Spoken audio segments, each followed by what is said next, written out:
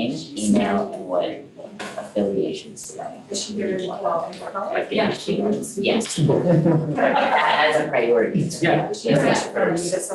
And then the council. Is that like a name tag or something? Yes. I'm trying to give you bottom lines, all the different funding streams. Where Where they're donating from and where they're going to, and I think there's a more efficient way. I go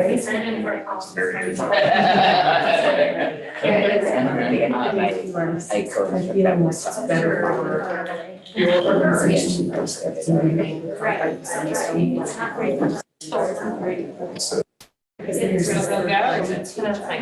in between, but you guys are the ones experiencing the services that are being offered. Playing in the sandbox and I do. But I think in the long term, it might be better. How's that? No, I agree. And I was actually, I don't know, got my email.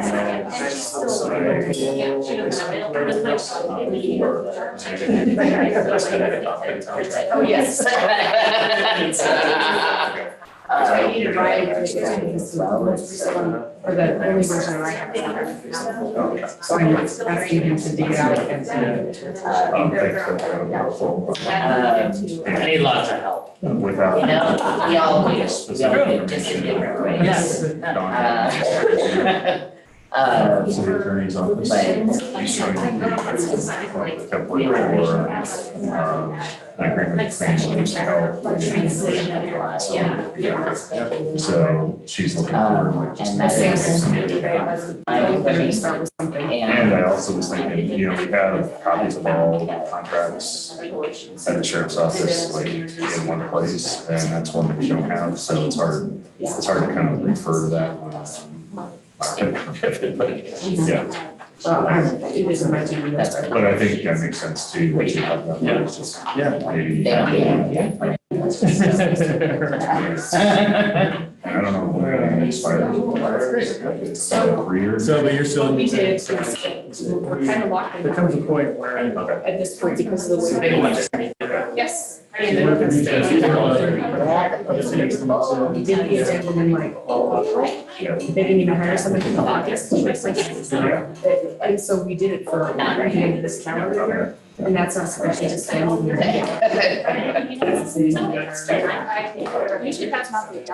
did what's budgeted in the whole year's amount for 2022. And so that's, so we have 5 roles, so we have some time to figure out this thing. But everybody's getting paid, if they're supposed to get paid. What's your normal schedule on Friday? Right now I'm working Monday through Thursday, so 8 to 6. So, we can figure out the city's date sometime. Well, I can access your calendar, you can access mine. Yep. I'll find some. Okay. So- Yeah, and probably earlier in the day, because I live about 90-second drive from the sheriff's administration. Oh, okay. I can do that like I'm Girl or somebody I'll find some. teaches Yeah. USC or something like that. I don't think it's a girl, but it's something. How about in college?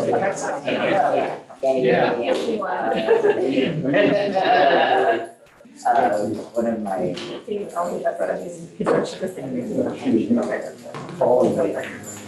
It's like, I don't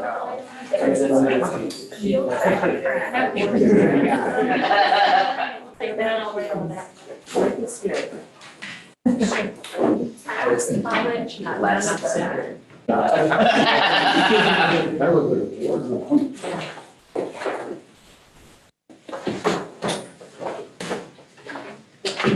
Share a favorite. Can I do a quick introduction? No. Not yet. That's kind of low. I go in bouts. Yeah, me too, yeah. And it's really dull, right? It's really crazy, so. Wait till you see Crazy. me on Tuesday morning. Yeah. For anybody who wants one, we're gonna pass around the agenda. Not sure if I have enough for.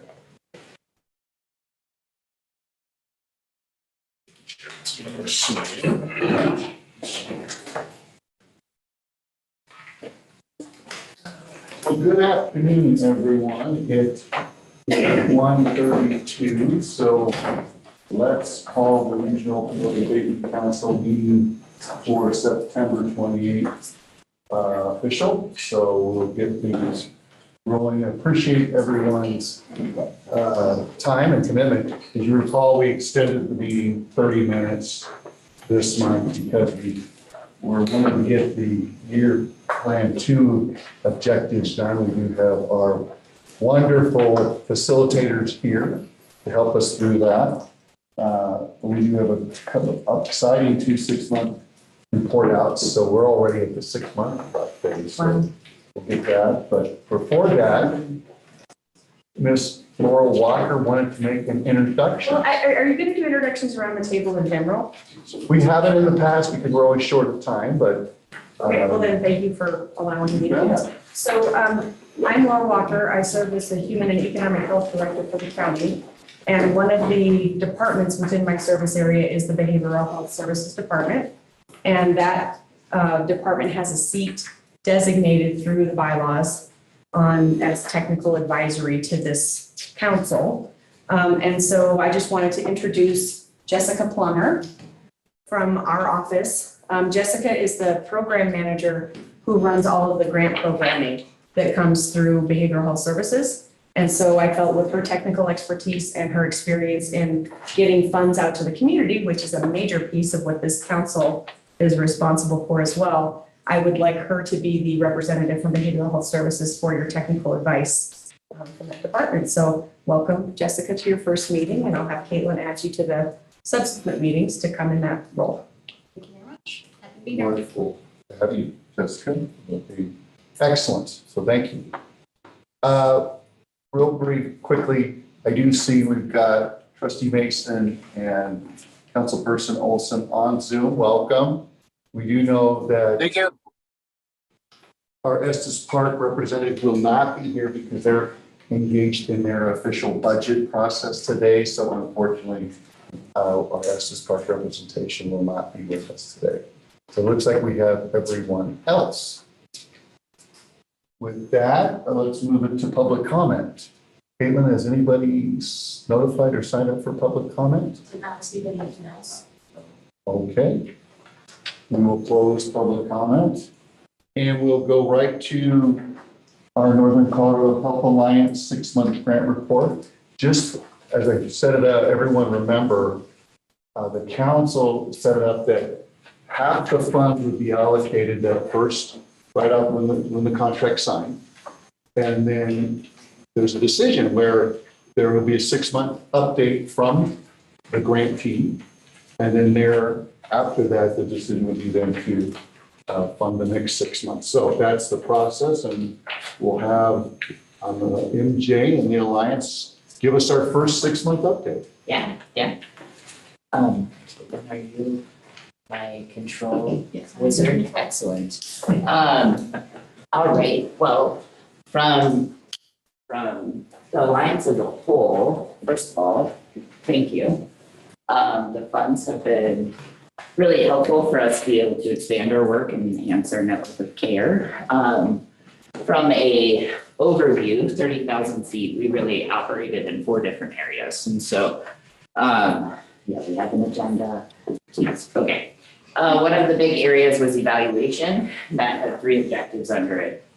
One of those objectives was to pursue additional evaluation of our network of care programming. And so the Colorado Opioid Synergy of Larimer and Well, that would be objective 1. Objective 2 was to evaluate the current landscape of community education and how, in particular, the Northern Colorado Harm Reduction Alliance is operating overdose prevention education in the community. And then objective 3 was to develop a community-wide strategy around it, some of the landscape of substance use. Now, from a objectives to practice standpoint, we are on track for all three of those objectives under the evaluation tab. And so we've partnered with the Butler Institute to support with all three of those objectives. They have been working rigorously with the steering committee formed from the Northern Colorado Collaborative for Addiction and Recovery to build that evaluation of the community landscape in particular, and have been partnering with Rocky Mountain Health Plans, our UC Health Spanners, our organization, many others in the room as well, to identify how substance use looks. What we're learning early on is there's no good measure across sectors. And so that data development agenda is going to be a really cool component of that work. And so a data development agenda really says, here's what we've got, here's what we want, here's how we get there. And so I think others can attest in this room, there's no good way that we collect overdose data, for example. We have data from the hospitals, we have data from the police, we have data from individual addiction treatment partners, we have our care coordination data structure, and a lot of that's self-report, but it's not all linked together, nor are we collecting it the same way. Have you ever overdosed is different than the question, have you ever overdosed in the last 3 months? And we have everything in between. So that would be a really, really elemental piece of that community landscape analysis is where do we go from here? How do we get there? Next one, sorry, I kind of just scrolling over. No. So the next area, treatment access, this is really that expansion of our care coordination and peer team. 3 objectives, we love an objective. And really bringing additional support to our community through those care coordinators, through those peer recovery specialists as part of that objective 1. Objective 2 being increase awareness of available support, minimum of 200 unique individuals. And then objective 3 being overdose prevention tools centered. And we are exceeding all of these objectives, or on track for all of these objectives as well. From a number standpoint, I can give you some of those. I don't want to misquote, so I brought myself a little cheat sheet here. To date, our staff have been operating from April until July. That's what these numbers are from. It takes a bit to hire, it takes a bit to post. And so we didn't start in February with the dollars, we started in April. We got those folks trained up. We don't want to just send them out. Once we've hired them, we got to make sure they know what they're doing first. And so even though we had them in April, they probably didn't actually start engaging with clients and stuff until about May. So to date, our FTE attributed from the Larimer County Abatement Council have existing 73 care plans that are ongoing. So when I say care plan, that means we got a referral, we outreached that client, we did an intake with that client, and they said, yes, I want more. There are often times that we get a referral, we engage that client, and they say, I just need this one thing. I need to figure out how to continue my care, and then I'm good. Okay, so the 73 people beyond that initial intake, they're still hanging tough with our staff. Okay. Additionally, we had our peer recovery coach engaged in 95 peer recovery coaching sessions. So those were one-on-one discussions with individuals on what's going well, what's not going well, how do we get things out of your way, what makes you want to do this way, is it working? All of those pieces. All of those peer recovery coaches go through significant training to make sure that we're doing that in an ethical way. Additionally, we did, on top of that, another 33 resource navigation discussions with community members that were outside of care plans and outside of group. They came up to us, we said, hey, we got you, and we got them what they needed that day, and they didn't need us beyond that. Objective 2, increasing that awareness. We have a number of different ways that we've engaged this objective, but some of them being through our mutual aid support spaces. And so we have those in a harm reduction format. So you do not have to be completely sober in order to engage in support. those are located throughout the region, but we have 2 operating in Fort Collins and 2 operating in Loveland to date.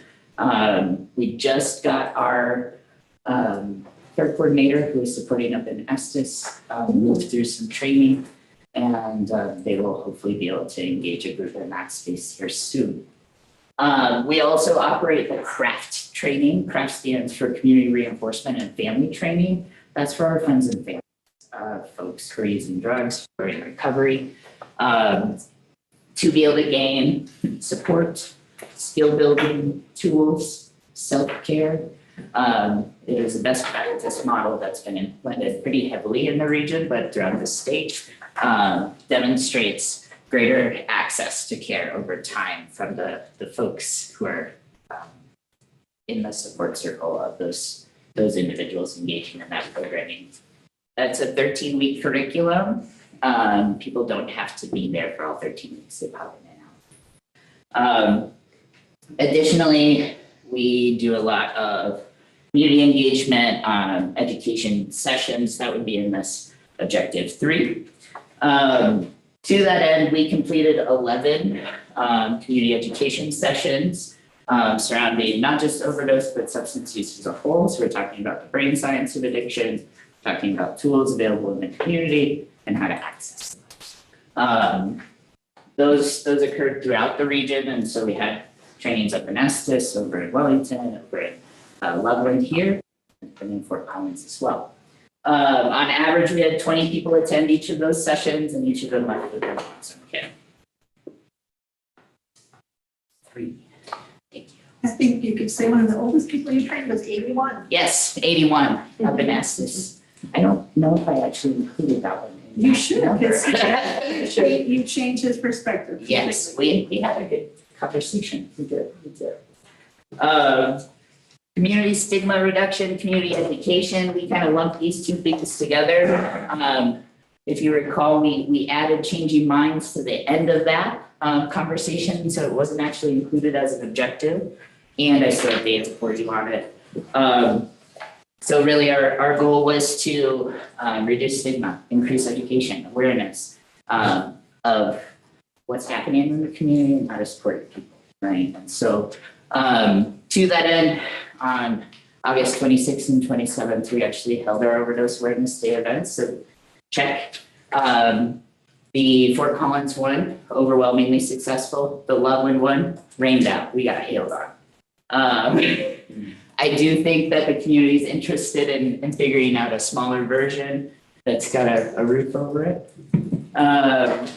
You would be surprised how quickly the community can tear down an event of that size. But I was fairly impressed. I should have included a picture, but we all just looked like drowned rats that day. So Estes had pretty sparse attendance, I would say. And we've struggled with events in Estes in the past as well. And so I've engaged with some community members who attended, but we're gonna have a forum on how we want to engage next year. So some strategies on the table are changing the date and location, potentially moving it in September and celebrating Recovery Month, throwing some overdose prevention on there as well, so we can talk about the breadth of services.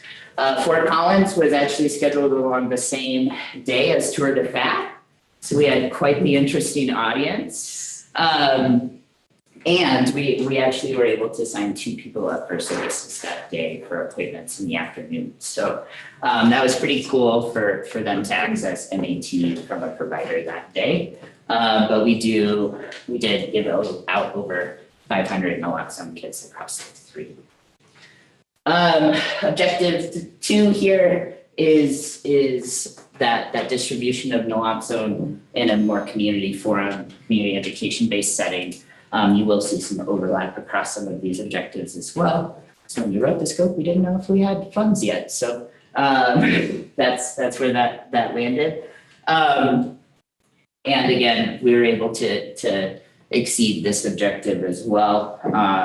Total Lambert County naloxone distribution between February and July was 6,927 kits.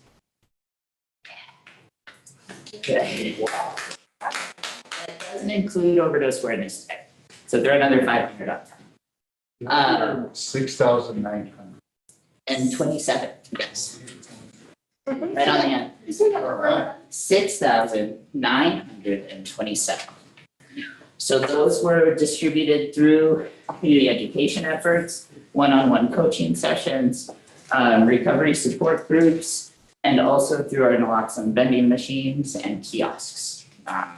So to date, we actually have, I think there's 22 naloxone kiosks placed throughout Larimer County, and they are thriving.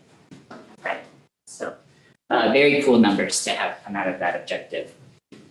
There is more information in the report as well, but all right, number 4, let's keep rolling. You gave me 10 minutes. All right. So provider education was number 4. We really wanted to focus on our provider network cross sector and how they engage with folks who are using substances currently, our friends and family and folks who are using substances, and those who are in recovery, and across that spectrum. So we developed 2 community peer education workforce trainings. We were able to get 20 new peers trained through that first 48 hours of learning, which puts them on a really awesome track to complete their certified peer and family specialist training. Some organizations don't take people that far in their credentialing process, and it's not necessary.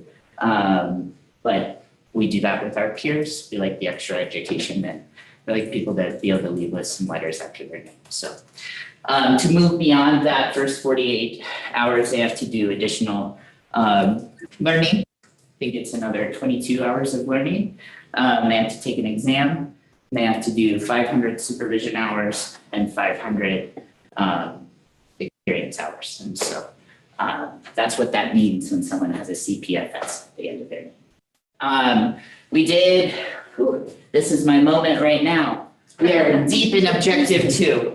Objective 2 is Tuesday, y'all. This presentation timing was interesting. I was like, whoo, okay, I'm gonna take a break from packing.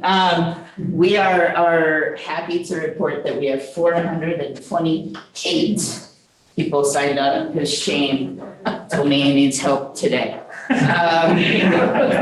So blasting that 300 out of the water. If you did not sign up, please come talk to me if you still want to. I'm gonna do my best to get you there. That is gonna be an incredible event. I'm really excited.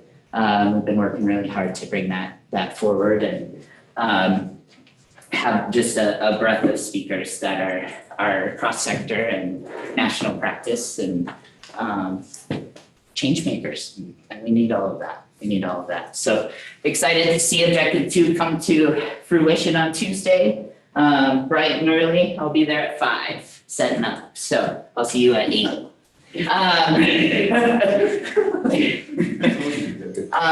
So Objective 3, provide education regarding all of those support and recovery options. We do this in spades. We have fully completed this objective as well.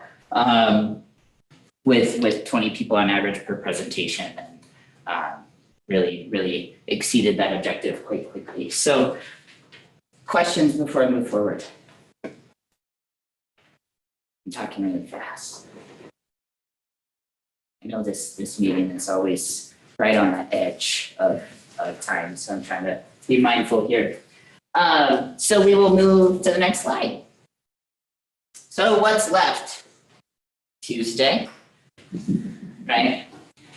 We're gonna keep on doing some of these other things that are ongoing projects, right? We wanna keep connecting people to care, keep connecting people to recovery and peer recovery resources, keep talking to our community about overdose, keep distributing those naloxone kits, and saturate our region, saturate. Our evaluation continues. We are looking at numbers now, which is exciting. We're not just talking about numbers, we're looking at them. That grant or that report will be available at the end of the grant. So then Butler has a chance to polish that up for us. But those are our four things left. anticipated challenges and needs for next steps. We are gonna keep doing our deliverables, even if we're beyond them. So no anticipated shortfalls on those outcomes. And we do have some questions for the council on budget. You heard me say we got the funds in February, we got people hired in April. There's inevitably a chunk of change there, right? So we can do a couple of different things, but my initial request is to just carry those dollars forward beyond the grant term to continue those positions. But in addition to that, we have some funds that are underspent in what area did I pull those from? I can grab that spreadsheet, but we'd like to request that those underspent dollars get moved into another peer recovery coach training. We keep building our fleet of folks throughout the community. Being able to offer this means that people don't have to pay for that training themselves. And so that removes $1,000 expense from their pocketbook. They still got to figure out how to get there, right? They still got to figure out how to get off of work, that kind of thing. But removing one of those barriers with some of those underspends. And then our staff are floating all over this region, and it's costing me a lot of money. I would like some mileage reimbursement increases in our budget. Particularly as we look at how we're distributing the walk zone in our unincorporated regions of the county. We've got a kiosk up in Red Feather, got one over in Bellevue, and people have to drive there. We don't have staff up there. And so that is racking up quite a mileage bill pretty quickly. But those would be my three things. Questions for MJ? I can't see online very well, so if somebody's hand up, let me know. Thanks. Yes, ma'am. Thank you, Mr. Chair. So MJ, wow, fantastic. I mean, you what done in just 4 months, like 4 months, 5 months, pretty cool. I look forward to Tuesday.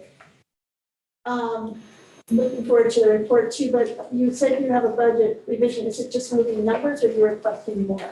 Or Just moving what we've got. Just move what you got in different Yeah. categories? Yeah, Okay.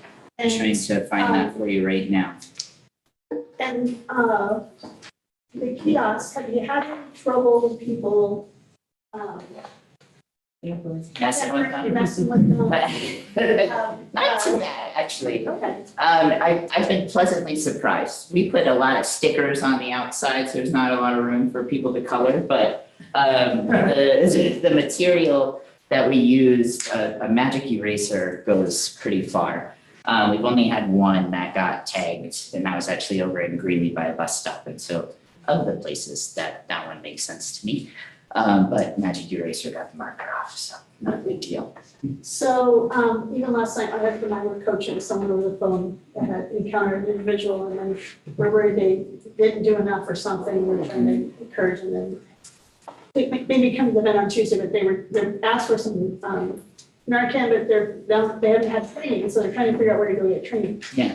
So I sent them to your website, but they're a map of where the casts are and all these things, so that so I didn't have time to go look at it and I just wondered if that's really a good spot to do. And just sign up and then the instructions and the ones in the vending machines also have a pretty good instructions, or the QR code to go, is that one where they have the QR code to go to the video and stuff like that too? Yeah, so the kiosks have materials inside them. Okay. Every kit has training inside it, and then Okay. on the kiosk, there's that QR code that leads them to a video for training if they're more of a visual person. Cool.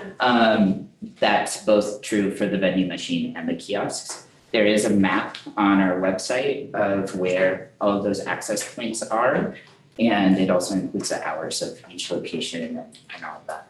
My last question is compared to other counties or the regions, I'm just curious, I'm sure bigger counties do more, but are we on track to the county of our size to be really saturating with Narcan kits and things? Are we? Yeah. How does that look at average to other communities? We have more availability to naloxone than most counties, I would say. 24/7 access in particular, and NCHN does a lot of distribution as well, and their numbers are outside of these numbers even, and so we are doing an incredible job in getting kids out in the community. And as we start to look forward with FDA approval of over-the-counter access, that will improve access for some. It's going to be expensive though, and so we're going to make a commitment to keep pushing forward with free access to kids.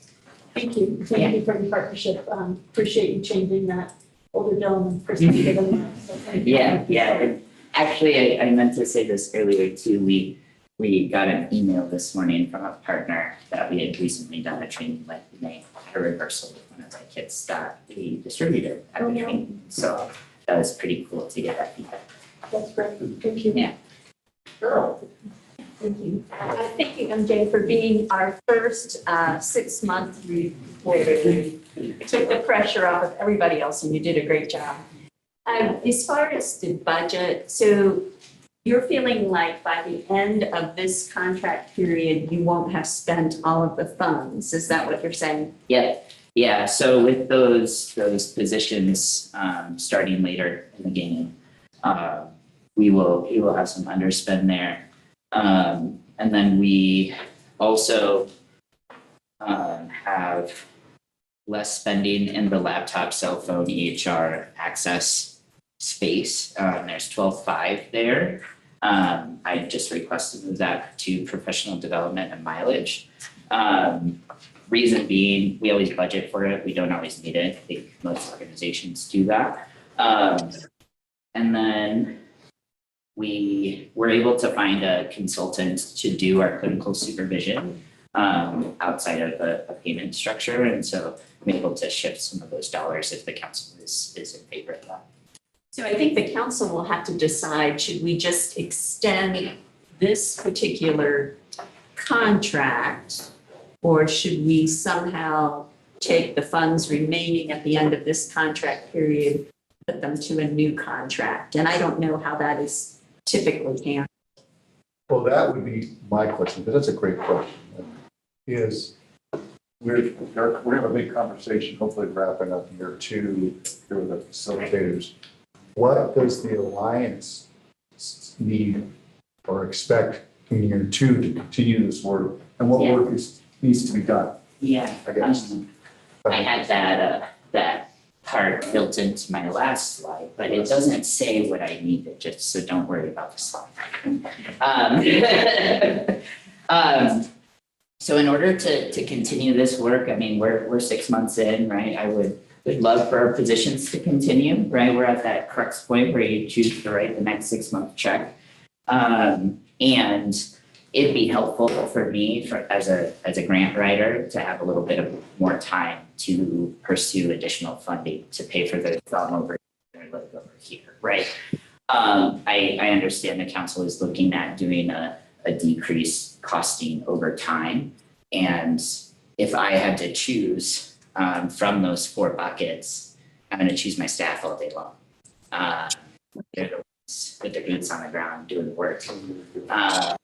And I know the community sees overwhelming value in all 4 of those buckets. And so that question falls on the council on how you want to proceed there. Yes, Commissioner. Thank you. Thank you, MJ. That's so helpful. I think we're not even quite a full year into our first year plan, but wow, right? And I think that if we just try to stay on, we kind of submit our plan October, November, and then we do, January to January and kind of just stay on that cycle. Not that I'm saying I don't want her to, it is, some of these might even get out, but maybe we allow them to squish that in the first year. If we're planning with these first, if we're planning with these first grantees to go ahead and do another direct allocation at a lower level to just help them keep rolling. So they know that's coming, then maybe we just go ahead and still end it at the end of the year and then have that year to year so they can plan. And then they know if we make those decisions the next 2 days, they know that that's going to start January. And I don't know what that looks like. I'm not the finance person, Carol, but I figure if we kind of extended and we're still kind of in this really kind of, I think if we just get on cycle and stay on cycle, and I don't know how, you guys are Carol, you're the expert. How do we wiggle that so she is not 6 months, but can we, and I don't know how we said that, can we overlap them? And I know this is really weird. That first cycle's off because we started a little later. Right, so it doesn't end until Right. March. So do we just kind of call that the one-off, but go ahead and start the second cycle on January? So we go January to January to kind of help with things, right? So can we, is it allowed to kind of keep the first cycle and overlap and then have the second one start? Just for this one time, I mean, this is a unique one-time thing to do. Because I'm thinking if we're always kind of off and we're starting another cycle in March, it makes us off on everyone else's calendar because you're reporting probably January to January and some school districts is July to July. And I hate for us to have another one in the middle. I'm just curious about that. Is that a flag? Is that going to look okay? I think we could do that for our existing grantees, but for any new grantees, if you're thinking of doing RFPs and that sort of thing, there isn't any way that would be done by like January. I think that gets us to that last conversation item. Yeah, no, I just figured that's something, but so I'm not sure we can answer that question until we get through the rest of today.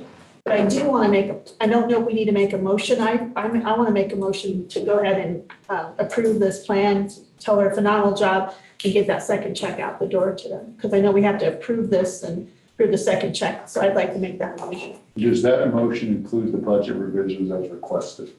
Yes. Okay. I second. Got a motion and a second. Further discussion. I'm making sure I got Brian and Steve on Zoom. They're hearing us. Everything's going well in Zoom land. Yeah, I hear all you. good here. Do you have any further questions or discussion on the motion? No, I don't think so. So just for clarity, if I understand, we're going to roll the money forward or allow this money to continue and to be utilized and that'll be separate from a new contract? Correct, is what I heard. I And would including, support that. great, and including the 3 budget revision requests to extend carry forward staff FTE support for an additional peer recovery coach and increased mileage expenses for staffing. Not asking for more funding, just moving the money around in the line items. Yeah, I think that's good. I mean, you always have to tweak the budget. A budget is, you're forecasting into the future and it's not unreasonable to have to make changes. All right. All those in favor, say aye. Aye. Aye. Aye. Anybody opposed? That motion passes unanimously. Well, then, Thank you. I had an additional comment, maybe question. MJ, thank you. Yeah. Impressive. Amazing. Especially considering the time span that you've been operating with the fund. So it appears to me that you're doing a whole lot of significant work and you're doing it very efficiently. Would you agree with that? How much more could you do? Great question. I think that is based in staffing capacity, right? To crank out numbers beyond what was presented would require additional capacity to do that. And from the naloxone standpoint of things, I would argue that our numbers are pretty high and it would be hard to exceed that beyond, given the strategies that are within our scope. And so, I mean, from a care coordination, treatment access standpoint, there's always room there. There's always room. So that's a tough question, but Sure. Yeah. And just spitballing, right? I think that's something for all voting members of this council to think about as we move into what we're thinking about for year 2, what return on investment looks like, where we're putting this money. And in my humble opinion, as far as making amends to a community affected by a preponderance of opioids pushed into our community, I can't think of stronger work than what you're doing. Thank you. See, I really appreciate that feedback. Anything to add to that, Marshall? Anybody, make sure not missing anybody. MJ, fantastic, well done. All right, how that work?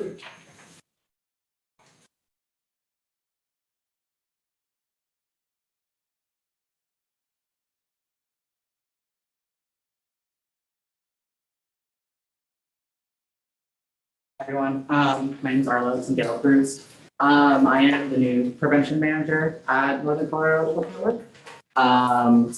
And very excited to share everything. I haven't met a lot of you, so I'd love to meet you guys afterwards, and just, get to know more folks in the community here.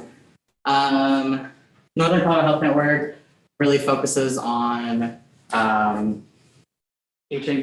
Hep C, prevention of any communicable diseases through syringe access, STI testing, and supporting people who use drugs.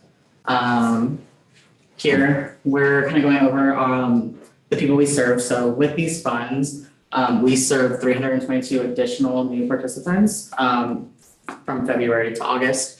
Some of the highlights that we wanted to talk about was how many people we've served from that group that are living outdoors, as well as, being unstably housed. We had a lot of folks that are part of the LGBTQ community, which is a portion of people who are not being served in other areas a lot of the time. So we've made a lot of focus and strides towards continuing to support those folks.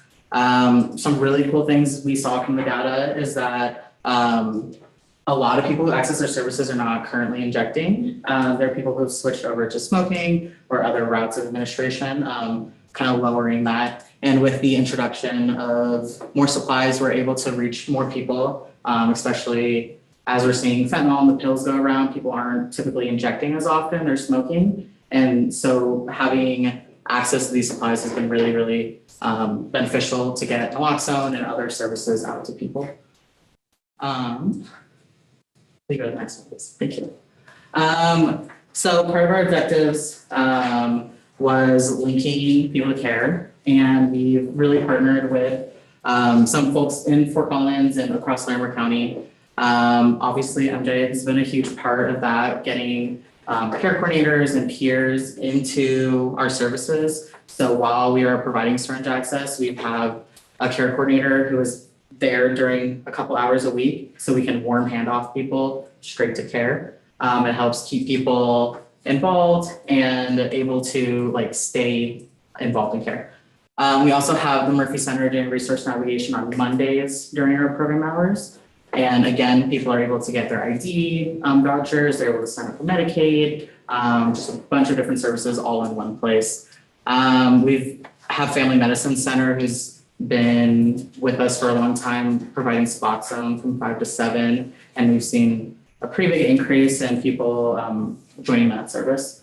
And we have the R Collective and a bunch of other folks who have been coming in, whether they're accessing naloxone for secondary distribution, or doing acupuncture detox, or counseling referrals, things like that. So we're trying to make our fixed location in Fort Collins kind of a one-stop.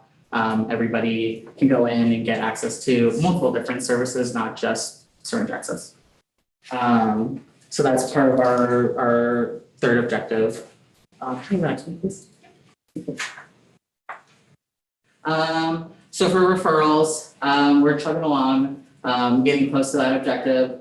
We've had 191 referrals to outside community partners, which is like NCHA, the Murphy Center, resource navigation, things like that. This is from our MAP program. We've had 50 referrals to the program, and I think 31 people who have stayed in that program, especially having it on site, quick to access, as well as education. During outreach and syringe access hours, we've had 266 naloxone trainings, and then the phenol and xylazine touch strip trainings. Outside of syringe access, we have been participating in more outreach, such as FOCO MX or within the music scene. And we've trained 495 community members that were not enrolled in syringe access, how to use naloxone. We also, with most of our kits and supplies, we hand out safer use practices with every kit. So people have a nice little handout with a reminder of like, these are things you can do to use in safer ways. Next, please. So here our syringe return rates have been really high. We're working on finding additional distribution or drop-off points in the community. I have a meeting coming up with the state to get the like permanent fixed like boxes in different locations. So we're kind of exploring with community partners, different places, whether it be like gas stations or like places that people are normally like, we're having to go to do syringe pickups. The more that we get those out in the community, the less syringes we're gonna see in places. We have distributed many doses of naloxone. So this is kind of what we're sitting at for our doses. I think this is about double what our objective was here. But also with the fentanyl test strips and xylazine test strips, we've just been getting those out, and that attributes to the overdose prevention there. We've also focused on kind of a boots on the ground, like going out, meeting people where they're at, outreach. So we're providing education and just letting people know more about our services. Yeah. And then, you know, we're on track for meeting all of our objectives as well as exceeding some of our directives. So just kind of the future that we're working towards is like sustaining the quality and the amount of supplies we're able to give participants, as well as working towards more outreach and able to provide STI testing and things in different places. Yeah, so that's kind of what we're hoping for our future, and continuing to meet people where they're at. Since a fixed location, Fort Collins isn't always the easiest for people to get to, might not fit with the bus schedule. They're coming from Loveland, they're coming from other parts of the county. Estes, like they can't always get to where we're at. So we're really trying to get to where everyone else is at too. Any questions? I know I went fast on that. It's been really. Yes. Thank you, Mr. Chair. Thank you for the presentation, and I really thank you for all the numbers. Can you help me expand my understanding of when you talked about the 28,000 fentanyl strips that were distributed? Can you help me understand how that works and how when they go out throughout the community as a whole county, can you help me my understanding of how that works for those folks? Yeah, so it is a test strip. It's been utilized by harm reduction agencies across the US. You can dilute the substance, a portion of the substance, and test for the presence of fentanyl. So if somebody is using a substance and they are not wanting that, they have the autonomy and they have a choice now to decide what they're gonna do with it, and have the knowledge of knowing like, okay, this is I'm testing methamphetamine. I don't want to use fentanyl, but it has the presence of fentanyl. So they're able to have somebody come with them while they're using. They're able to like notify people around them. They're able to use less, different techniques that they may not have tried if they were unaware it was in their system. May I ask another clarifying question on top of the quick things? Thank you for that information. I just want to make sure my understanding is clear. And then xylazine, I can never say it right. I know here, have you seen, and maybe MJ too, you're seeing an increase with that? And as I understand, from my experience last night, talking with some folks that called me for help, individuals might be using a mixture of things. So they might be using maybe meth and then maybe fentanyl later, or maybe xylazine. So I'm just curious, are you both seeing this increase with that substance or a mix? Yeah. Or and is that something that needs to be on top of this awareness with that substance as well? Yeah. And so with xylazine, we're seeing it on the East Coast in Puerto Rico like 10 plus years ago. It's not typically something people are like trying to get. It is usually mixed with fentanyl or other opiates, primarily fentanyl, and it kind of increases the the heavier sedative factors. So typically people are not trying to procure xylazine, it's just in their substance. The way we're seeing it, we have a lot of anecdotal evidence with like wounds that aren't healing and things like that, which is something we're really wanting to explore in the future is more care around that. So I think that's where the proactiveness needs to be is with the wound care and making sure providers are informed of it and also treating people nicely, because sometimes people are fearing accessing services because they don't know how they're going to be treated when they go in. They don't want to disclose things that have to save their life. So I just went on with that. Thank you very much for that information. Thanks, Mr. Chair. Sorry, Shane and then. Quick piggyback on Allie's question. Do you feel the law enforcement here in Laramie County, Loveland, Fort Collins is aware of the presence of xylazine? Because I've heard some anecdotal stories of people potentially overdosing, being approached by law enforcement, and the people that have been called by people like, no, that's not up here. So there seems to be some disconnect about the reality of the drug landscape. yeah, we've had, there are reports from participants, but we have reports of test strips coming in positive. So it is here. If you look at some of the drug trends going back, we've seen it in Denver in 2020. And that's where we're seeing a lot of, there's using more opiates in like city areas. And we're seeing a lot of it. It's a short drive from here to Denver. So yes, it is out here. We like naloxone still needs to be administered since it is always pretty much paired with an opiate. But people may not wake up because it is like it's a sedative, it's tranquilizer. So even if you're knocking the opiates off of the receptors, it's still important that these things are being, like naloxone is being administered because it helps with the respiratory distress, even if they're not waking up immediately. Thank you. But yes, we are seeing some. Yeah, thanks so much for your presentation of what you're doing. Question, are you connected to and working with the shelters and Outreach Fort Collins and those are Absolutely, yeah. We have done some outreach outside of the Loveland Resource Center. We go to the Murphy Center, we were just there this morning, and we partner with Yarrow Collective and help like distribute naloxone to them to be able to, like once a week, they go outside the Murphy Center and do some general education things. But we're always there trying to talk with more people. I was just talking to Lisa the other day about sharps containers. So they're always packing those up and bringing them to us to dispose of.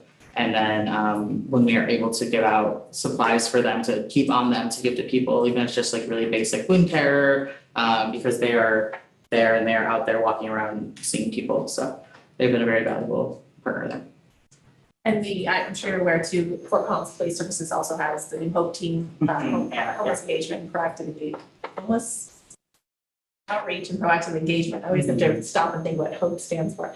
And I know they work very closely with Outreach Fort Collins on a lot of the encampment cleanups. And they're still seeing quite a few sharps at the cleanup. So I just don't know. I want to make sure you were connected. Yes, absolutely. And we're working with that to just increase access, increase I guess knowledge too of where, because people are kind of being pushed in multiple areas. So when they're trying to leave fast, they're leaving stuff behind, and we're trying to figure out where that is so we can be proactive with our syringe cleanups and not going to places that we might not know that camps have been there.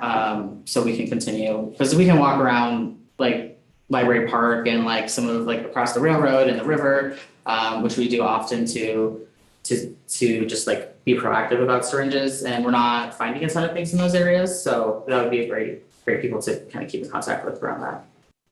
One last question. I think it's kind of in the future we dream of section. Is that what you're planning for perhaps for needs in the coming year? For needs, or just like things we really wish to do. And yeah, I think some of like a budget allocation request will be in there as well. Around the harm reduction conference was canceled. So moving some things to benefit like the amount of supplies we're buying, we want to be able to sustain what we're giving to people and the quality of supplies that we're giving to people.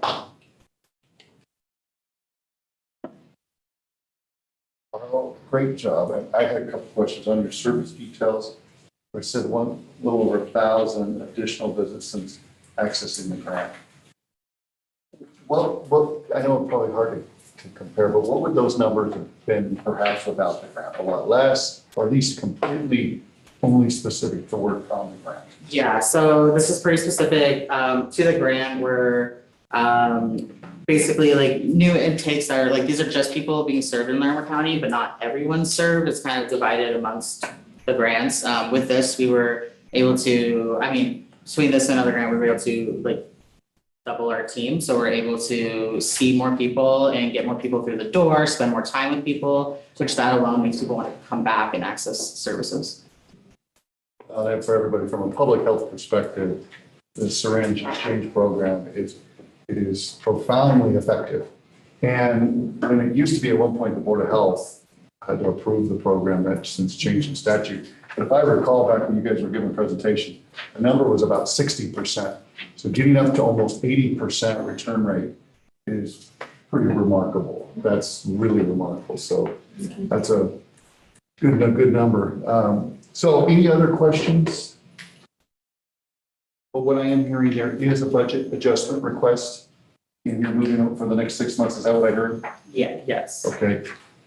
I think it was moving, since the harm reduction, we had a whole line item for the harm reduction conference. They're not gonna have another one until like 2026. They're taking like a break to gather things. So we were wanting to kind of move some of that towards supplies. Okay. And I think waste disposal will be over, like we estimated quite a bit for that sharps disposal, and we were under a little bit for like our 6-month mark. Okay. I think this should be outlined in the packet, yeah. Here now. Thanks, Lily. Mr. Chair, I'd like to make a motion to thank the organization for a fine presentation and tremendous work, and approve the second tranche of funding with the requested budget amendments or changes. I'll second. We got a motion and a second. Any further conversation, discussion? Yeah, could I comment for a minute? Yes, sir. I just wanted to point out Loveland City's council's position is they are not willing to have a needle exchange program in Loveland at this time. Yes, Shane. Councilor Olson, is that something that has been brought up for public comment and discussed? It was brought up to council in a public meeting. I'm the representative that's been designated, but I canvassed all of council, and the consensus is that's not something we want in Loveland. And that was open to public comment at a city council meeting? Yes. Okay, thank you. Yes, Commissioner. Thank you, Trustee Olson, or Councilperson Olson. Being a separate non-entity entity, and at these organizations doing their work we can still approve this, and it's up to the nonprofit to charge the city. That's not something for us to be discussing here, correct? I mean, that's between the organization and the entity, and I feel like that really shouldn't. I mean, I think that we'll do this organization's requesting the grant for doing this work, and I think that's what we're focused on, and not, they can work on that, and we can also, advocate or support it being everywhere in Larimer County. So I don't know. Just want to make that comment because I don't think that should influence our decisions. So. Sure. Thank you for that. Well, in response to that, I'm fine with funding the program. I'm just pointing out that entity should not try to bring that into Loveland without the express approval of City Council. I think that's germane to the discussion. It's part of public record. Yes, ma'am. I would just for context, I'd like to just share, I don't believe the city of Fort Collins ever approved expressly the syringe exchange program in Fort Collins. And we have never, as a city organization, provided that service, but we don't approve of a lot of different services that are offered in the city of Fort Collins. I don't think it's never been like a development proposal, I don't believe. So I guess my question there is more around just talking and thinking through, the role, you know, and what, and whether or not, I don't know that if the entity necessarily, in all due respect, has to ask permission from the city of Lebanon to operate within the city unless they're wanting the city to actually be part of that program. I could be speaking out of turn a little bit. I'm just saying with my experience, that's what I've experienced in Fort Collins. So just wanted to put it out there for conversation.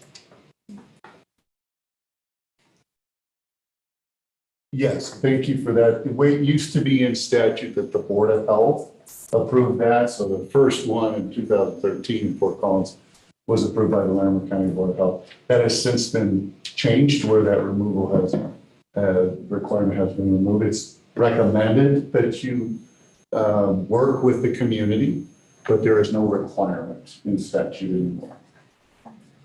Call this question. Question has been called. All those in favor? Aye. Aye. Anybody opposed? Not hearing any, that passes unanimously. Great job. Thank you.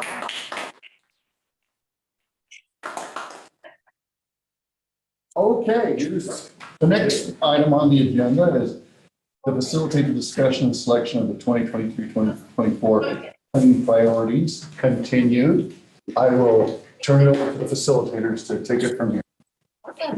Thank you. So my name is Talia. I work on the facilitation team on the county, as well as the health department. And I think when we were talking, we chatted about quickly having you, Tom, go over a little bit about the funding structure and just how the current goals need to be revoted on. And then talking about how the next, we're talking about the next priorities if we want to add anything to that. Yep. Did you want to talk about that a little bit? I'll let you do that part. Okay. So when we were discussing, kind of the goal for this meeting is to both talk about the previous priority areas and what's currently being funded, make sure that those are what we want to continue funding. And then with that new money coming in, is there anything else that we want to add to it? So where are the gaps? How are we going to fill that? We had chatted about, since these goals are just really getting started, it would be really hard to pull money out of that right now, I think, because we don't really have the data to say, we have some data, we saw it today, but we don't have a ton of data saying this is working, this isn't working, and to pull money out of that before it had really been proven to work or not would be really difficult, and probably not the best use of funding. So I think the first thing we wanted to open up discussion was, is everyone okay with funding those priorities moving forward? And we can pull them up. They're also on the last page of your packet, those priorities here. Have a discussion around that and then put it to a vote of if you all want to continue funding those priorities. I would like to just comment on that, and maybe Beth, since we both at the state conference, I think it's prudent for us to look at that. Obviously, our decision to get the money out the door with direct allocation has proved that it works. I think we're going to find the other two reports are going to show some phenomenal data as well. And I think this is a new entity and new process, new funding, and I think, to pull it out is not prudent or wise. I think maybe, starting that, I think the step down approach, so they know they have funding guarantees so they can plan ahead for keeping staff. It's hard when staff aren't sure of the next year. We learned at the conference that some that did all RFP process sometimes didn't even get people to apply for the RFPs and still haven't spent their money. And we have actually got our money out, our first tranche out the door, and getting numbers and actually saving lives, as MJ said, and probably help with the other older gentleman too. And by the way, he's in the hospital right now with pneumonia, so I have to call him. So I think it's really, we're in a very unique, and I hate to use the word unprecedented, but this is unprecedented. And I think it would be really helpful for us just to keep that momentum going as we shift and let this other new cycle, these new priorities, if we just let them know that that's coming so they can keep that staff they just hired. And then instead of saying, well, we don't know what the funding looks like. And then we can take that the extra money that we know is coming. I don't know, Carol, you probably know, and then we were able to $1 million. Yeah, so we can maybe then look at the RFP or more filling the gaps or identifying the gaps. And then it gives us a little bit of room to kind of learn more and really assess with this data that we're going to get from MJ and others about what is things that we need to address. And so that's my thought. We learned a lot about what other communities are doing. Some just handed the whole thing over to an outside agency, and I'm not sure I feel comfortable with that right now either, until we kind of figure out what works best for the number count. So that's my 2 cents. Thank you. Yeah, so if we continued our year 1 funding into year 2, that would leave us $1.4 million for new projects. Is that with them funded at 75% or? That's at the same level. So if you want to reduce that. Yeah, Oh, sorry. it's okay. Just kidding.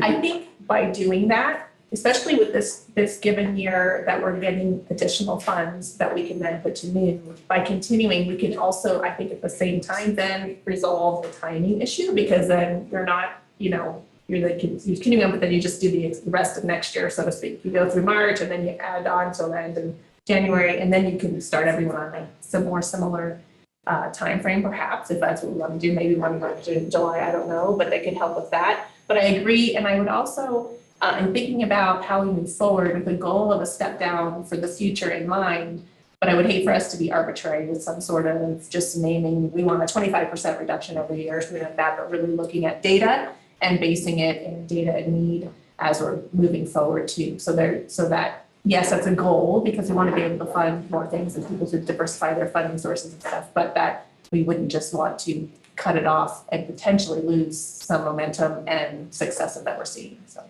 just want to add. Good point. And I'm not sure, how much of those grants, these initial grants for we're like setting up, right? And that sounds like both of our first 2 reports found that they needed to tweak where the money went. So they're kind of understanding how this is, and you are too. I'm sure Sergeant Cook would say the same thing.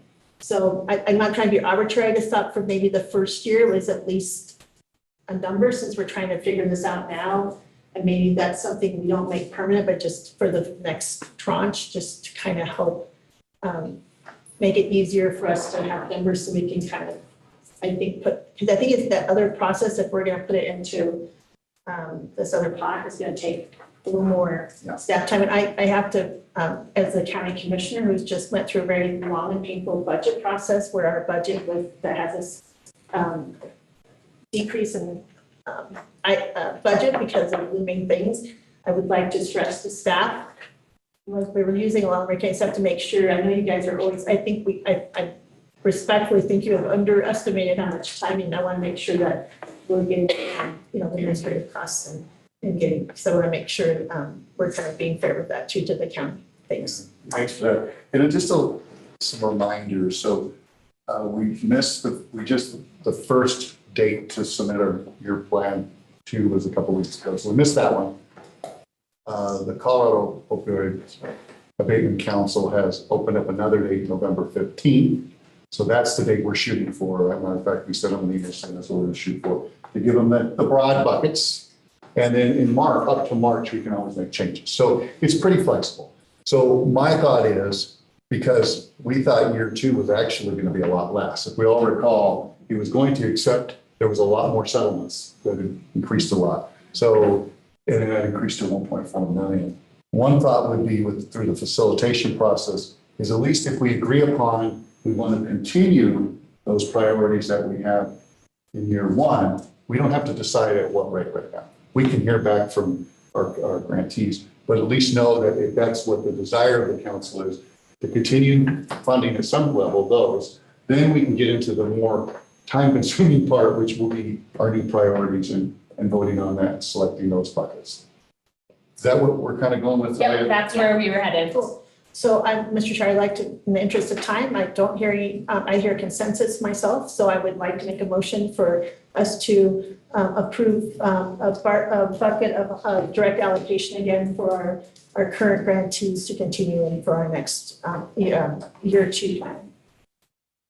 Got a motion on the table. Is there a second? I'll second. I just kind of pausing to see if anyone else wanted a second, but I will second. All right, we got a motion on a second to at least right now, to continue our priorities at some county level. Further conversation? So, good job. We did it. I got to vote. I got to ask them to vote. All those in favor? Aye. Anybody opposed? That's important. Pardon? About, that's important. Yes. It passes unanimously to continue at some level. All right, We Talia. did that the other day, we had a proclamation and we moved on to take a picture with all of I remember them. And I was like, what did I just do? I was like, I'm so excited to take a picture. So for the plan, we'll have to actually put dollars in those buckets. You can't just say continue. So I don't know if you want to just put the same dollars in those buckets and then when you get to further down, if you want to pull some of those out and reallocate. That's, I think for right now, and then maybe at the end of this conversation, if you see that, Yeah. just for moving forward, just. thank you for that clarification, Carol. We have till March to adjust those anyway. Yeah, that's great. So, good. I'm gonna pass these around if you guys take one while Talia kind of starts about talking about the potential new priorities. And it sounds like we're gonna pick the top two and then have a vote on that piece and that have discussion on that. But if it's gonna take one of, you're wanting everyone to kind of narrow that down, correct? Or just voting members? Let this council, voting members, what you thought? Voting members. So to clarify, we're gonna do 2 rounds of voting. The first is going to be narrowing down this top 7 to like 3 or 4, and then we're gonna have the voting members also. So, I'm okay with voting members. You know, the last meeting, we had everyone have their voice and had their Yep. input. So I wanted to point that out. And I think that was really great that we did that. Yep. And that we had everyone's input. So I just want to make sure that for the public hears that too, or whoever's listening, is that if we only do voting members, we have had the advisory members and people outside of that group with input. And I think that was very, very important. So thank you. And we will be having like an open 25-minute discussion before you guys write down those pieces. But if we want to do everyone, we probably can do that and then tally them up and then have just the voting members do it. So Brian and Beth, are you in agreement with the process, voting members? Yes, I would like an opportunity for input at some point. Yeah, that's, we're going We're into gonna do that discussion. beforehand, Okay, so. and I also have a process question because, yeah, all right. So there are different, larger buckets and then things are within the buckets. And so just the question is, feel like everything's been correctly and appropriately identified to the bigger buckets?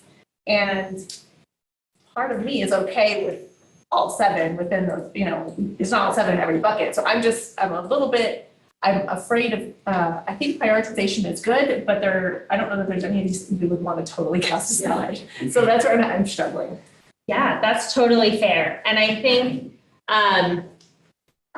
luckily or hopefully, this isn't this goes on beyond year 2, right? So we only have $1.7 million, or you all only have $1.7 million to spend next year. And so you can't do all of these things with that amount of money. Maybe you could, and I guess that's up for discussion of you could put smaller amounts into different buckets for that. But I think trying to narrow it down and say these are the ones that we want to prioritize funding to, and then if there's anything else to spend, we can always do more. This document's not going anywhere, so you will always be able to look back on it and say, oh, we haven't funded this yet, we'd really like to do that in the future, but just making sure that you're all prioritizing it for the next year. Thank you, Mr. Chair.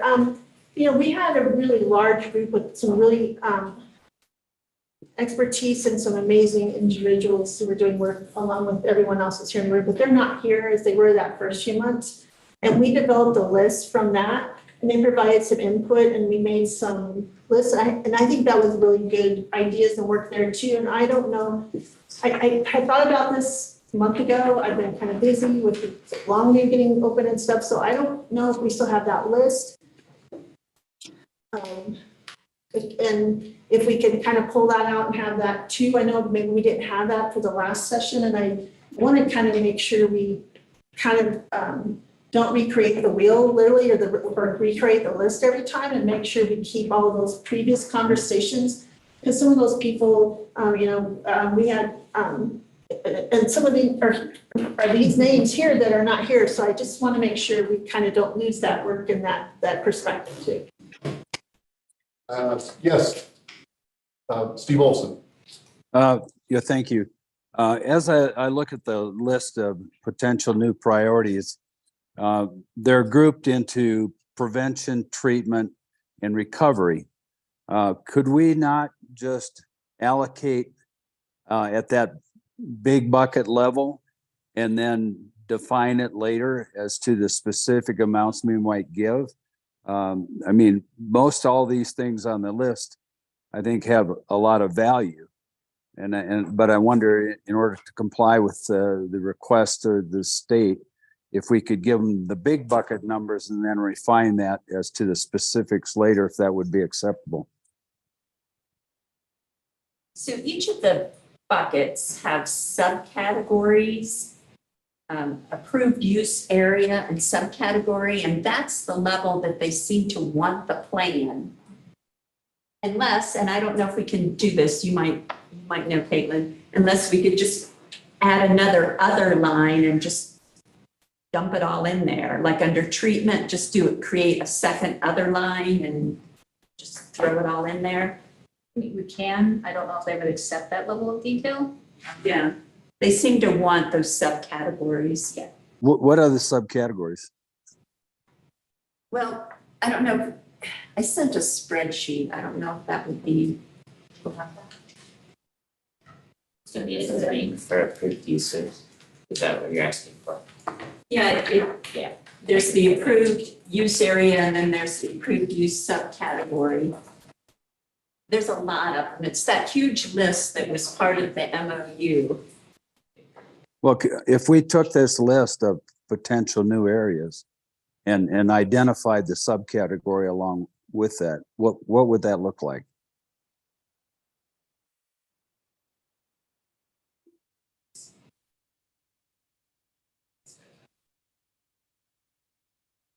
Did I lose you? Because I don't hear anything. I think they're looking right now. We're thinking deep thoughts. I'm relieved. I didn't even feel between my internet email server and yours, it'll be the rest of our lives.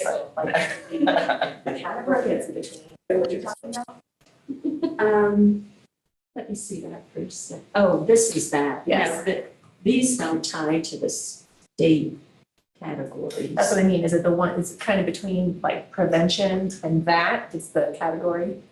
There's like subcategories within each of them. I'm Right. sure that they would all fall within. They'd all fall within. Yeah, we have to match these. I think if we match these to a subcategory, we could maybe figure that out. So I guess moving forward, are you guys thinking, we're not wanting to vote on, where do we want to spend our time, I guess, on this piece, where if we want to, it sounds like a lot of people feel all the 7 are, we wouldn't really want to rule that out. I think you could be creative. I haven't seen the other sheet with all that stuff, so I don't know. My guess is we could be creative though, and if people are wanting to vote on all of these 7 and then figuring out how to put it in the buckets type of thing under those categories. If that would be something you guys would want to move forward to, and then we don't have access to that, so I don't know how to facilitate to putting them in within those categories. Or are you guys wanting like a top 2 that was So discussed? here's what I come back on is we've talked throughout the creation of the ROAC areas. We want to put money where we really get a good return, such as the Alliance Network and CSU and the school districts and the sheriff's office. These 7 really would eat up $1.4 million real quick. And we could do things partially, or do we really want to make an impact and move things along? I suggest that we continue with the facilitated process, get a top 2 or 3, see how this all rolls out, and then have a conversation there. That would be my suggestion. I'm seeing some nods. I do. Steve, your hands up. Yes, and I'm supportive of that, but in addition to that, could we get staff to identify the subcategories for each of these additional items and send that out to us? And so we could see what that would look like? Because maybe Carol says yes. So I think that'd be helpful for me. Sure. And then we could, moving along with what you've suggested, we could refine that the next meeting and hopefully meet the deadline. Could we not? Yeah, that's a good point, Steve. You're right. We would have the October meeting to do that. That'd be my recommendation. Okay. Yeah, I think if you could narrow down those categories, then staff could take those and fit them into the subcategory. And then we could bring that back next time and you could make sure that's kind of where you want it. Perfect. All right, so I'm hearing move forward with this. So the 7 that we've taken from the last 2 meetings that we were here, the first one is creating educational programs about opioid addiction, prevention, and overdosing, tailoring these programs towards youth, family, and kinships in the hopes of increasing awareness about and reducing stigmas that are often associated with individuals who use drugs. So that's really an educational piece. There was a few different kind of ideas when everyone was talking, so we did try to lump them together and make a bit broader statements so that there weren't 25 that we were voting on. 7 seemed like a good number. The second one was providing support for youth mental health initiatives. The third is increasing opportunities for social connections in order to decrease feelings of loneliness by creating safe spaces for people with marginalized identities to gather. The fourth is supporting recovery and stable housing for youth struggling with opioid addiction. The fifth, providing training to jail staff to help them better connect individuals struggling with drug addiction with support groups. The next is providing support to places that provide recovery housing and services in order to support people transitioning out of treatment and into recovery, such as those offered by the Oxford House. And the seventh is supporting programs for people exiting treatment, jails, or hospitals by paying for vouchers or scholarships to assist with recovery housing expenses or recovery services. So I think our first question of discussion is, knowing the current priorities and seeing these, are any of these sticking out as like big gap fillers of what we're not doing now? Yes. I'll speak on it quickly if I can, from a place of lived experience, and also from polling the community about where these funds make the most sense, where the community would like to see these funds going. I think you all remember the overriding theme of that was right to the community and to people directly and indirectly affected by the opioid epidemic. Anecdotally, earlier this month, I celebrated 10 years clean and in recovery. That would not have been possible without the possibility of stable housing, right, for me. So that's a gap we currently have that I would love to see this council put some funding into. What I've also realized and thought deeply about as I've come up on this anniversary, I'm reflecting on like the path of my recovery, right? Because I'm very active in the recovery community and people come, people go. People very rarely make a year clean, right? And in reflecting in my own journey, ways in which I was supported, right? People without resources can be supported after they've reached a place of abstinence or perhaps medically assisted treatment is so crucial, because my journey of recovery has been completely ongoing for 10 years. This has been a long process, right? Of becoming a member of society again, right? That is able to contribute. So I'd just like to put that in the back of people's minds. We're figuring out where else to put money. What can we do to support people once they have been outreach, right? We've prevented overdose deaths, right? We've given people a chance to possibly find recovery. It's crucial. We've provided harm reduction services, right? So that people can use more safely, et cetera, perhaps get into some medically assisted treatment. Great. Now, how can we provide resources, say, in the jail for an addict who might be looking for recovery? Right? Increase services there, because as we all know, incarceration is a pretty ubiquitous side effect of full-blown addiction often, right? And that's a place a lot of people reach. And I think we would all agree, people that work in the field or involved in the field, the overall, the end goal, right, is to help people find recovery and recover from the reasons that they are using drugs in a very destructive way in the first place. It's a long path to get there often, but once people reach recovery, what can be done to support them with their ongoing recovery, which leads to long-term abstinence and return to society in a meaningful way. So that's my 2 cents. Thank you for that. I appreciate it. Commissioner Gibbs. I was maybe, and I don't want to put him on the spot, but I appreciate Shane you sharing that. And then I agree, housing is a gap. But I'd also like to ask maybe if Marshall, I hate to put you on the spot, Marshall, but I know you also have a certain trajectory and path, and you are also very active in helping. You shared the story, I think two meetings ago, of your friend who was sitting outside your shop eating. And I was hoping maybe, thank you again for your kindness. Hoping you could share kind of your thoughts on this too. So I'm kind of along the same lines as Shane.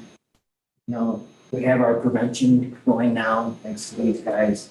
And there's that gap in that recovery, the gap in the treatment, the continuum of care. These guys do their work, they get them into it. And if they don't have the support after they leave, they don't have that recovery piece, they just fall back into it. And I think, personally for me, I've been getting that stable housing. I work full time and having people that support me in my recovery. So, my thoughts, I shared them with you, Pat. Tom. I want to say John. But I shared them with them at our last meeting, like recovery and supportive housing, like getting people after they've had that first initial contact, getting them more resources, where they have stable housing. I would have never made it if I wouldn't have been in the halfway house. I was in the halfway house for 8 months, and I've been in my own place for almost 2 years now. And it's been a huge blessing to me. So I'm with Shane with the stable housing, getting people the support that they need. Thank you. Thank you. Steve Olson, you got your hand up? Yes, sir. I was wondering if maybe to expedite things, if the voting members couldn't pick their top 3 and see where that lands after we indicate our preferences. Maybe it'll reduce the list somewhat, and then we can focus on those remaining, however many we have, and condense that list further. Yes. I just wanted to kind of be realistic here for a second. I think we do need to support housing, but I think we need to identify who, what, where, when, why, because I don't know where the capacity is now. Where is it at? Can we increase it? Is the agency providing that? Can they increase it? Is this vouchers, or is this looking at and encouraging someone to like landlord engagement to support, housing? Is it supporting I mean, you know what I'm saying?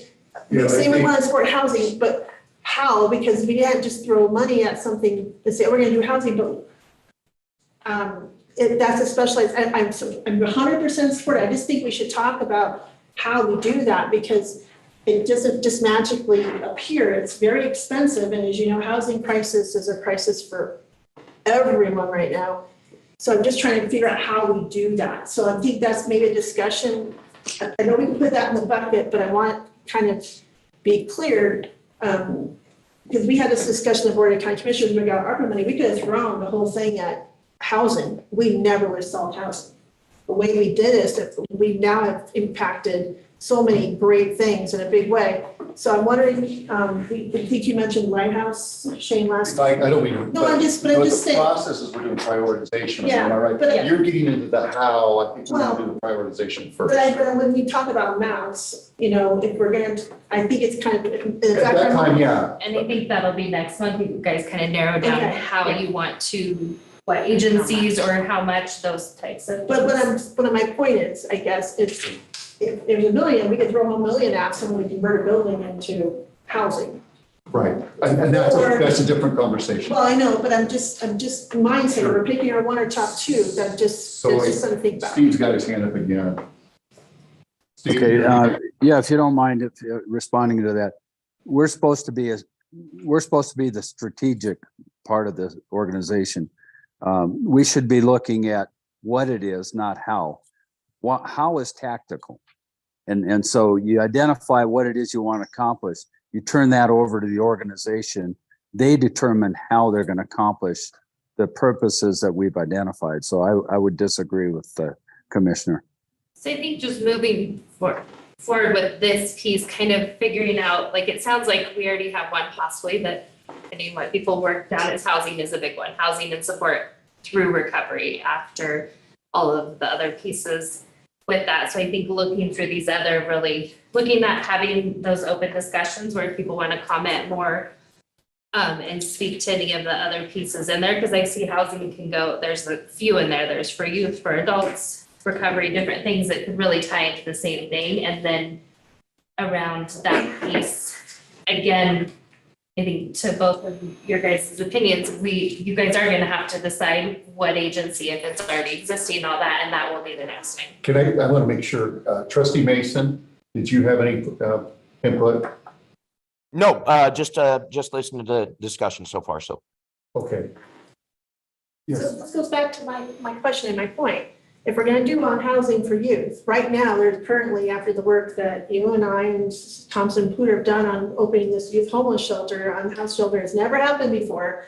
They're getting ready to build and design, and they're gonna have some conversations. So I respectfully, completely and absolutely disagree with Councilor Olson. We might be setting the priorities, but we also have to figure out if this is gonna be something where we hand someone for vouchers or maybe put some money and offer it to this organization who's trying to build this new shelter. And maybe if we're going to put it towards youth, we can put it towards capital needs. And we still haven't, I still like to add this to the bucket list or the parking lot. We still have not gone after some of the capital money from the state. And we could, if we want to really make an impact on housing, we could put an RFP and we could try to go for the state money and do even a bigger impact by getting that money, because other people have, and they got, pretty much everyone asked got it, and we didn't ask. So that's, I just want to say that this is why this is part of that conversation. So maybe adding that to the parking lot when you guys get to that discussion after we kind of choose those top 3 or so. Sure, yeah. Does that, oh, go ahead. I was gonna say, you've had your hand raised for a while and I want to I make. just want to make sure we're following the process for deliberation, because we had said that a couple of meetings ago. You're a grantee, so we can call on grantees, Got it. if that makes sense. Yeah, sorry, I don't want to disrupt the Voting process. members or advisory members that, any further comment? Yes, Councilperson Olson. Well, in response to the commissioner, I'm not sure it's appropriate for us as a body to go after grants. We are an organization that with a specific purpose and direction, and that is to look at the allocation of the opioid abatement funds. I think other organizations are more appropriate for them to seek out grants. That's not in our purview. So I think we would stay within our guardrails that have been established for the purpose of this organization. And just to respond to that those are specific infrastructure grants from the state to the regions to apply for those. So that's specific. I agree that we shouldn't be going after other grants that are. I'm talking about the ones that the other COAGs offered to all the other regions, abatement councils, they got the money. That's the money that I'm asking about, Councilor Olson. And I thought you knew about that. Those were grants that come out for capital projects from the state COAG and other regions have gotten that money, and that's what I'm talking about. So I think to get back on topics for this, I feel like all of this is very important that you guys are talking about and not necessarily something for right now that we can decide, and that would be to table, and it's good to put for notes for later on. But I think as far as these, is there other discussions we want to give it maybe 5 minutes, 10 more minutes to kind of have discussions around these pieces before the voting members kind of write down their top 3 and then we tally those up? So I did have one is, and this is through the process, I think I brought it up at one of these. That every 5 years, we do a community health assessment, and that's ran through the health department with our partners, and then a community health improvement plan is generated out of that, which is the community's plan. And in there, that's bullet 3 that rose to the surface about increasing opportunities for social connection in order to decrease feeling of loneliness. So that creating those third spaces, those drug-free spaces, that was one that will be in the community health improvement plan that's approved by the Board of Health. So I raised that as that we went through a full-blown community effort throughout the county, and that one rose to the surface. So that I just raised that. So I agree with you. That was probably my third or second one, and I have my little Attorney General Connect Effect. That is the national campaign from the Colorado Opioid Abatement Council. This aligns with their youth outreach, and so I think if we do that, we're also aligned with what the state's doing as well. And I hope I didn't bring that today. I'll bring it next meeting. But that would too. I think connection and providing those safe spaces is important. So that was one of my top 3 as well. And just to add on to that, I agree that's an important one, and I think it's correctly bucketed under prevention, but I think it's also will be appropriate to bucket under recovery. So I would add that. I agree. Oh, that same one. Yeah. Okay. Yeah, because that ties into Okay. Shane, what you said, kind of too, of having that support and all of that, I know would tie right into that as well. Great point. Other comments, thoughts, ideas? And I think Shane mentioned this as well. One other one I've been thinking about is support for people exiting incarceration and corrections, jails or hospitals. And we know that expenses in the jail for medical assistance and things has gone through the roof. And so there's less resources, and I think we know in Larimer County, we do things different than other counties. And so I think that might be something to look at, because I think people exiting those institutions are much more at risk for overdose and possibly death. And I think that would be important to see what we can do to support that. So if we're trying to save lives with this money and make amends, then I think that's important to kind of provide that more handout for That's a gap. close the gap. I have one question too. I don't know if Shane and Marshall can help me on that one. The bullet right below the one providing support, the places that provide sober living, there's the one support for programs that supporting recovery housing services. What is the difference? I think those are supposed to be combined together. Yes, yeah. Is that what you So said? I combined them afterwards, but, cause I think Beth, you said that it should not be just providing sober living, but providing, Okay.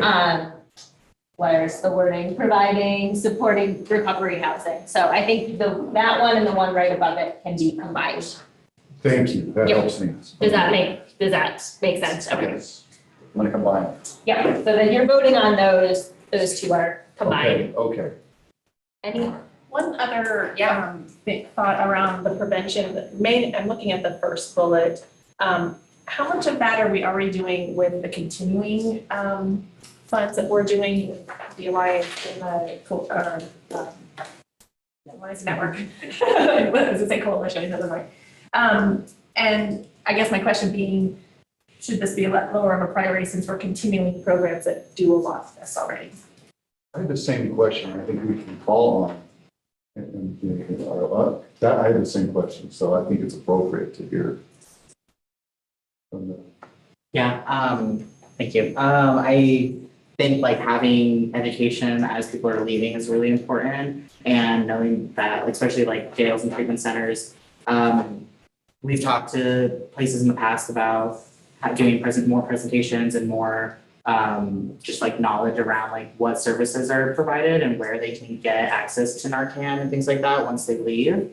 Like we could go to the community corrections, the halfway house and do the HIV 101, but we also let people know like these are other services and, you know, that there's like a friendly face that may not be the people that they're not the people that determine their housing like right this moment, you know, available for that education piece.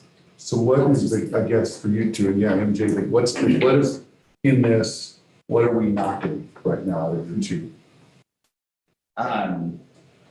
Well, it's quite a list under prevention, and so I just want to be mindful of that. But we do section F, aside from academic counter detailing, we don't really do continuing med education for prescription of opioids anymore because they removed that waiver component. So you don't need to fund that either, to be clear. Evidence-informed treatment I planning. think we're talking about on the back of this, the first bullet. I was Sorry, like- I was like, I don't know if anything. Sorry. No, you're okay. I thought you meant the big P prevention on the AG document. So in the very back page, it's that potential new priorities that. Yeah, there you go. Okay, excellent.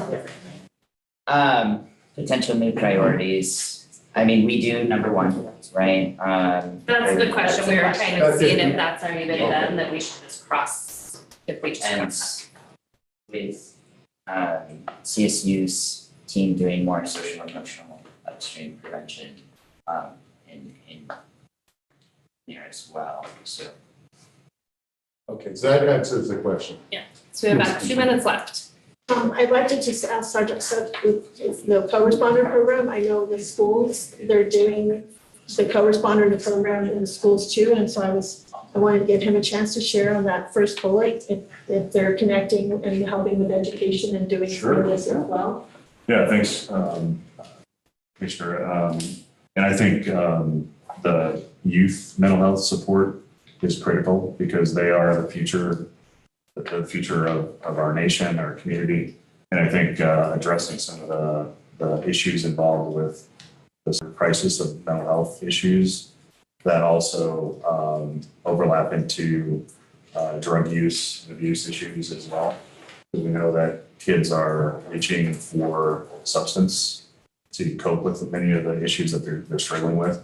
I know several of us in this room are on the Youth Mental Health Task Force.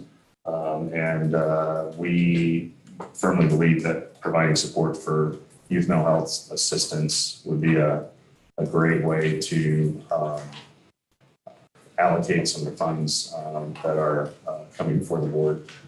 We've been able to start a co-responder program within Thompson School District, and I know that I've had several conversations with Pooter School District about trying to do the same thing there.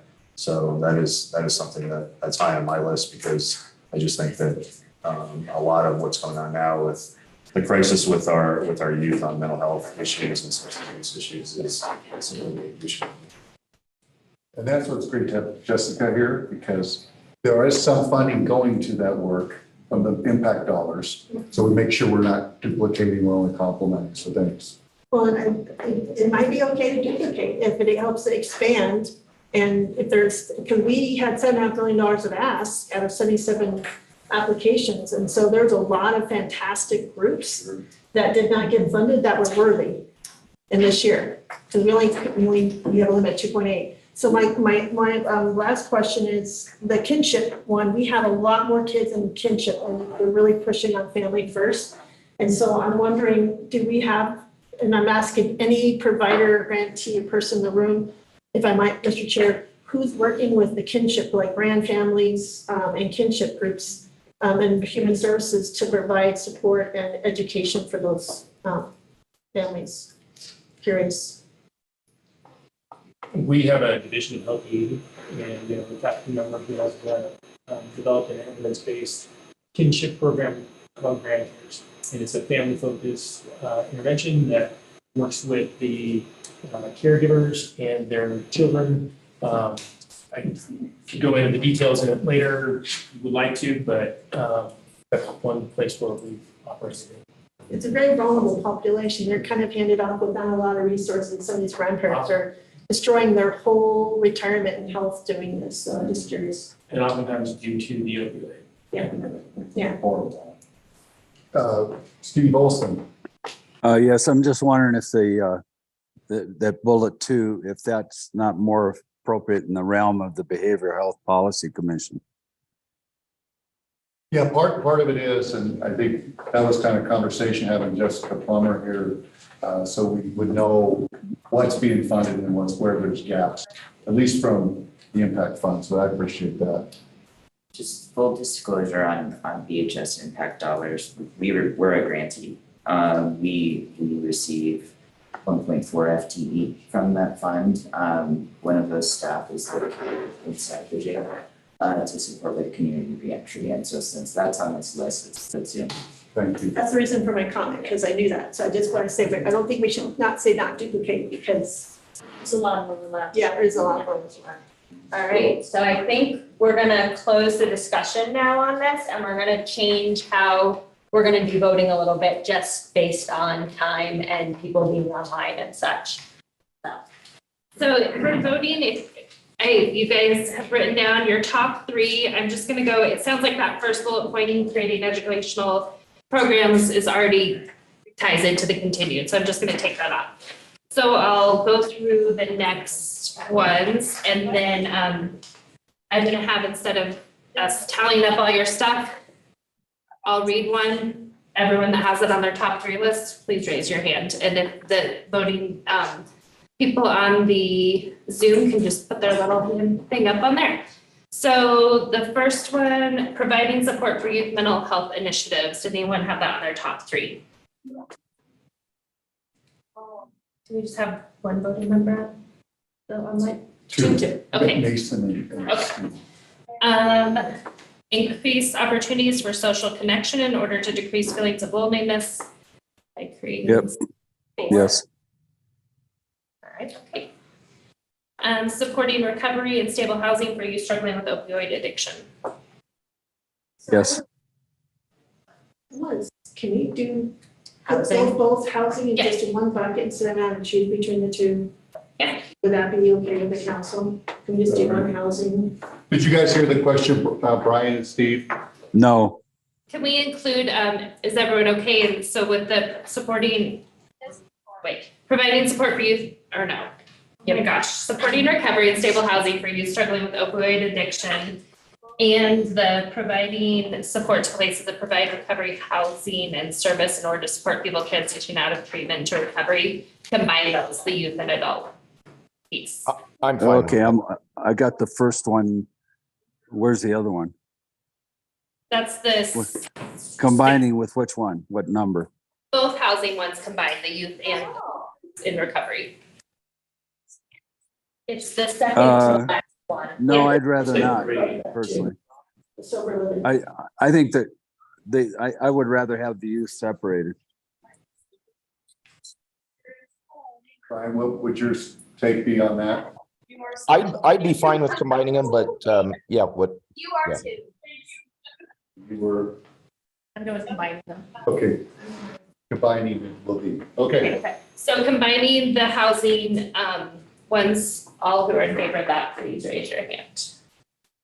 Making sure Steve and Brian heard that the voting on housing. Okay, so Brian on that. I see. So is that 4 and number 2, 4. That's your top, okay. The next one is providing training to jail staff to help them better connect individuals struggling with drug addiction and support groups. And it has those in the top 3. Okay, I'm sorry, which one is that? Providing training to jail staff to help them better connect individuals struggling with drug addiction with support groups. So we have 1. Top 3. And then This next one, what went in with that, I want to see the report. The last one is supporting programs for people exiting treatment, jails or hospitals by paying for vouchers or scholarships to assist with recovery housing. We have two. Okay, three. Yeah. 4, okay. They're all housing? So that kind of lump in with the other two housing bullet points? One of them was supporting programs and one of them was supporting vouchers. So that's, they're very similar. Just the mechanism of how it happened. I think in general, housing has support. So we want to put them all together. Housing was definitely the highest one, followed by increasing opportunities for social connection in order to decrease feelings of loneliness by creating safe spaces. So none of the other ones got more than one vote. So I would say those are kind of the two priorities. Yeah. So we want to have the voting members vote on those top 2 to see if everyone is in agreement with those top 2 bucket lists. Okay. And I don't know. Could you, since you've combined them, is it possible you could read what's combined for each of the 2 items? I will share my screen so that you can see it. Oh, perfect. So give me 1 second so that I can organize this into a way that makes sense. Yep. Okay.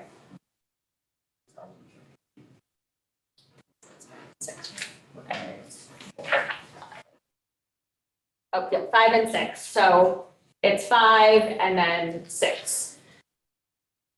So for 5 is, can we get a raise of hands vote on So these are, accepting this for the final vote, okay. for moving forward with new initiatives? Do So you want to put it to a? For yeah. clarity, so because I'm confused.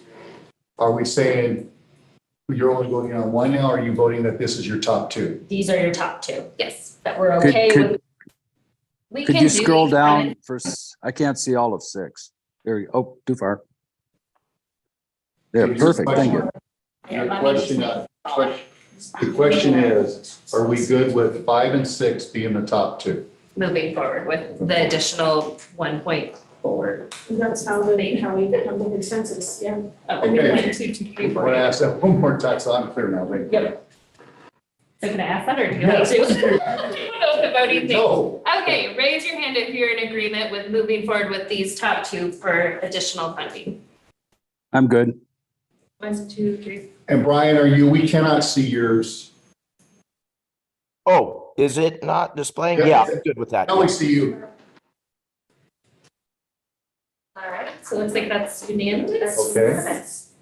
Mr. Chair, I'd like to repeat Beth's wonderful point. I like to keep at least the other things on the list, and we have a priority of 3 being there. Sure. Just, and the old list from before in case we get down the road and we want. So we don't have to like recreate a whole new list every time, but I think we should keep those handy in case we have an opportunity to look at other options. I'll work with Caitlin on making sure we've got kind of a repository of all that, because I think that's a very good point.